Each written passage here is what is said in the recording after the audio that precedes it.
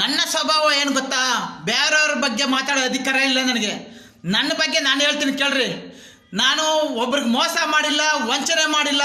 ಇನ್ನು ನನಗೆ ಮೋಸ ಮಾಡ್ಯಾರ್ರಿ, ಲಕ್ಷ ಲಕ್ಷ ಕಳ್ಕೊಂಬಿಟ್ಟಿದ್ದೀನಿ ರೀ. ನನಗೆ ಮೋಸ ಮಾಡ್ಯಾರೆ, ವಂಚನೆ ಮಾಡ್ಯಾವ್ರೆ.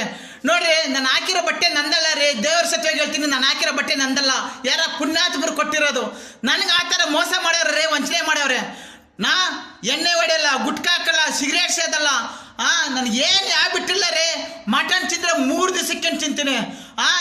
ನನ್ನಂತ ಒಳ್ಳೆಯವ್ರಿಗೆ ಇಷ್ಟು ಕಷ್ಟ ಕೊಡೋದಾ?